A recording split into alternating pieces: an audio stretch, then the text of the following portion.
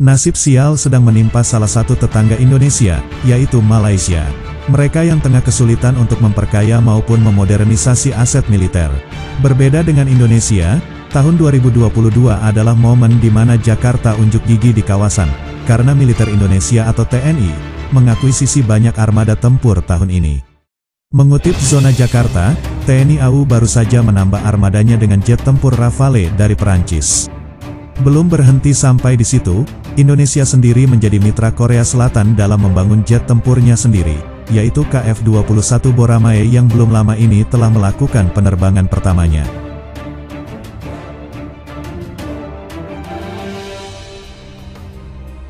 Indonesia pun dikabarkan mendapatkan akses untuk memesan jet tempur kelas berat F-15 dari Amerika Serikat. Untuk angkatan lautnya pun Indonesia tak kalah. TNI AL mempunyai fregat FREMM dari Italia. Indonesia juga sedang dalam proyek pengembangan fregat Arrowhead. Indonesia memang ingin menjadi negara yang mandiri dalam membuat kapal perang. Namun saat ini, Indonesia memilih untuk bermitra dalam membangun aset ini. Tapi itu pun tetap membanggakan. Bisa dikatakan, hampir semua kapal perang Indonesia melakukan hal tersebut. Sebagai contoh, kapal landing platform dock LPD Makassar Class. Kapal jenis LPD ini dibangun atas kemitraan dengan Korea Selatan. Setelah Makassar Class ini jadi, Indonesia membangun Banjarmasin Class. Kapal LPD yang 100% buatan Indonesia, dengan Makassar Class sebagai basicnya. Keberhasilan Indonesia dalam membangun kapal sendiri dilirik oleh negara tetangga, yaitu Filipina yang memesan beberapa unit kapal jenis ini. Masih dari zona Jakarta, Filipina sedang menunggu pesanan yang ketiga dan keempat kapal perangnya. Keberhasilan Indonesia membangun kapal landing platform dock ini sampai didengar China. Dan China menilai, LPD akan membuat serangan Indonesia semakin berbahaya. Kapal seberat 8.400 ton itu dapat membawa hingga 40 kendaraan tempur infanteri, 518 tentara, dan 5 helikopter, kekuatan yang cukup untuk mengerahkan pasukan ke berbagai arah dalam perbatasan negaranya, tulis media China, baik.baidu.com. Selain LPD, China juga melihat pembangunan kapal landing ship tank, LST, Teluk Bintuni kelas asli Indonesia. Kapal yang memproyeksikan sebagai markas terapung di Natuna Utara. Gan kapal LPD dan LST membuat armada Indonesia beroperasi lebih lama di lautan dan mengamankan garis ZEE-nya, ungkap totiao.com. Patut diapresiasi Indonesia yang dengan gigih membangun kapal perangnya sendiri. Berbagai armada baru itu dipercaya akan membuat Indonesia menjadi patokan kekuatan baru di Asia Tenggara, tetapi berbeda cerita dengan Malaysia, yang berbanding 180 derajat. Saat ini, Malaysia sedang berupaya membangun kapal Littoral Combat Ship, LCS, Gowin Class. Mereka dikabarkan ingin membangun hingga 6 unit kapal tersebut, tapi sampai sekarang, belum ada satu kapal pun yang menunjukkan batang hidungnya. Bahkan beberapa politisi di sana menyarankan untuk menghentikan proyek ini.